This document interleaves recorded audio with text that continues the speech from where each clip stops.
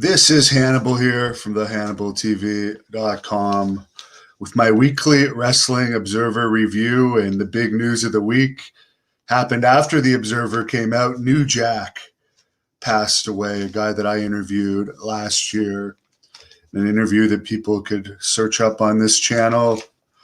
Before I get into the news, I just completed my second take-home COVID test from the Canadian government here. Passed the first one, of course, because I am vaccinated, and I passed the one that I had to take before I left for Canada. And then when I got out of bed today, I noticed I got this letter at my door threatening me of a fine up to $100,000, up to 3 years in prison, and a ticket for $3,000. Because apparently some government officer came to my door, according to my cell phone, at 9:21 a.m. 9:21 a.m. and called me from a no-caller ID number to tell me they're going to visit. Who gets up at 9:20 a.m. if they're on quarantine? I literally went to bed at 7:30 in the morning. I'm a vampire. Anyways, it sucks how stupid this is, vaccinated. And I don't care about having to go through this because I work from home anyways, but it just sucks that Canada is so far behind. You go from Texas, which is fully open. AEW's coming to Texas. They're going to, I think, around 4,000 or 5,000 seat arenas. Here in Canada, the gyms aren't even open. We're so far behind in the times. They've hardly vaccinated anybody here. It's really sad. All right, let's get into the news. Now that I'm done ranting about the government threatening me with 3 years in prison for not answering my door at 9:21 on one of my days off. What do you think about that, Piper? What do you think about that?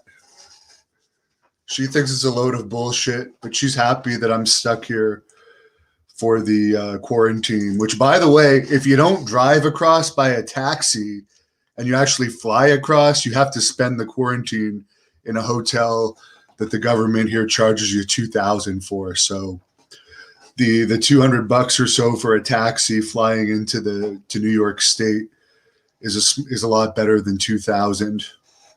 So let's get into the news. As the Dirty Game says, he just got a cameo from New Jack. Well, good thing you ordered that when you did. I mean, you can say it's crazy, but this guy has admitted to being a hard drug user since at least the 90s. And to live to 58 as a wrestler isn't bad. I don't even know if I'll live till I'm 40. So he lived his own life, and he seemed to enjoy his life.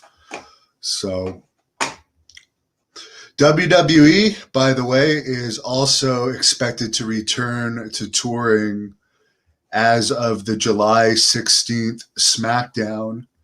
According to the Wrestling Observer, it's likely that the weekend of July 16th to 19th will be the first WWE stretch back in front of fans. So they'll probably be in Texas or Florida, where you can have fans at full capacity.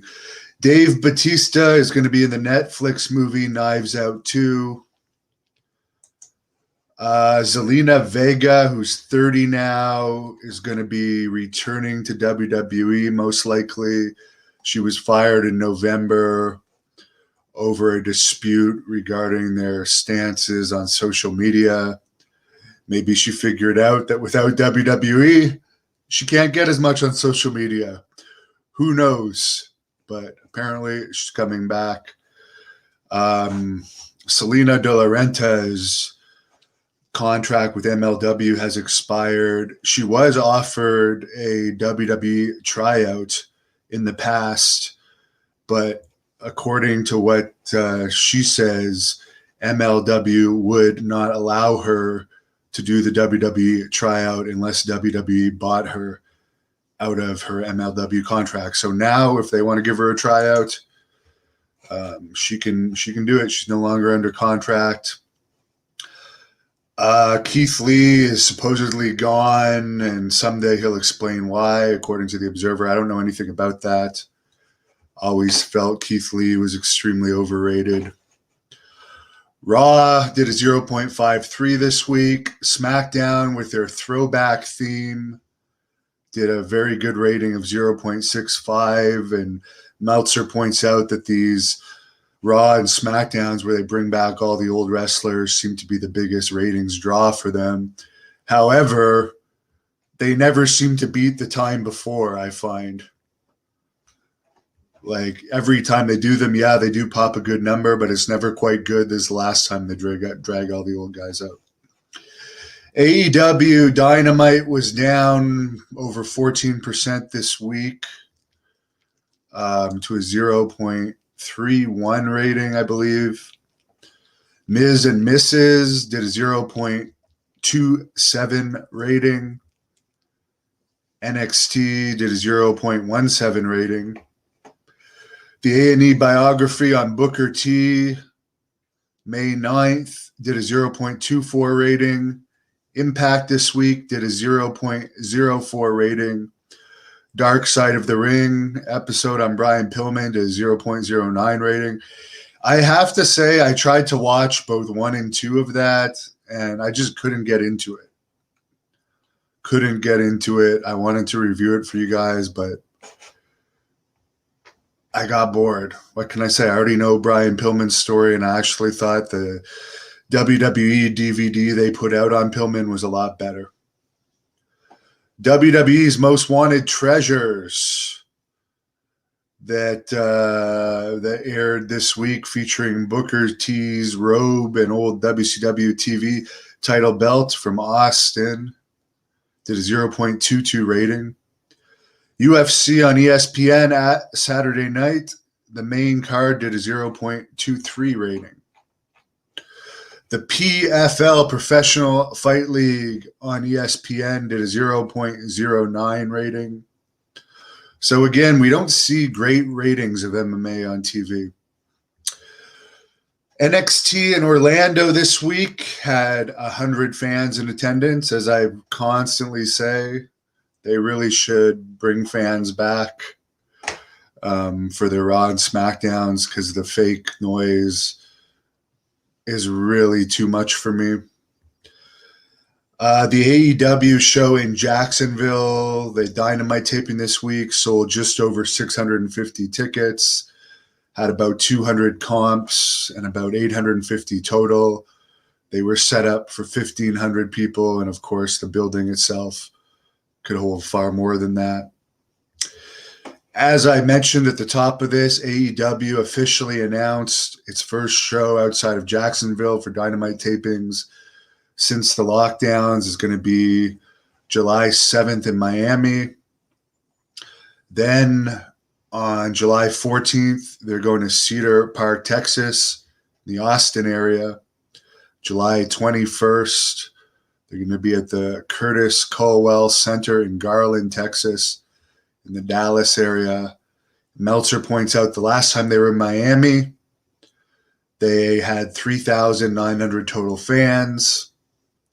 However, this time it's only going to be set up for 3,200.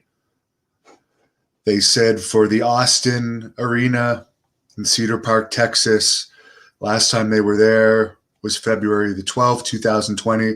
They had 4,200 fans. And for the Garland, Texas, in the Dallas area, last time they were there was December 11th, 2019, and drew 4,700 fans. I could see them doing well in Texas because wrestling is popular in Texas, and they haven't been to Texas for over a year. If the Olympics happen, which very unlikely they are going to happen, especially with Japan having issues with COVID right now. A lot of New Japan shows have been canceled. If it does happen, the wrestling for the Olympics this year will be August 1st, August 7th. Apparently, John Nash reported that the UFC had a total revenue of $890 million for 2020, which is up from $860 million the previous year. Forbes has listed Conor McGregor as the athlete who made the most money in 2020. He earned $22 million from fighting and endorsements, and $158 million for selling his stock in his proper whiskey company. So even though I think he won one and lost one, he beat everybody by far in revenue last year. Ariel Helwani, the MMA reporter, apparently his contract's almost up with ESPN, and there's some talk he might go into wrestling. I truly think I'm a better reporter by far in both wrestling and MMA than Ariel Helwani, and I've never had a company like ESPN backing me. I'm completely self-made. Lots of comments about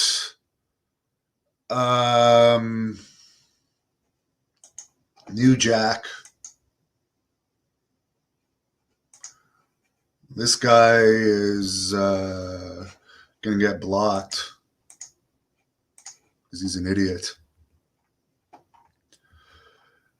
Douglas Weathers, a fan of the Blood Hunter. Dawn thinks I'll live to be 100. I hope you're right. But you never know. I did have a past life regression hypnosis a couple of years ago, and I did state while under hypnosis that I had passed away young in every life I had. So we'll see. I wish everyone a good weekend. I'll be interviewing Bunkhouse Buck tomorrow night from WCW. So tune in for that if you're a member or a Patreon subscriber. Thank you for watching the Hannibal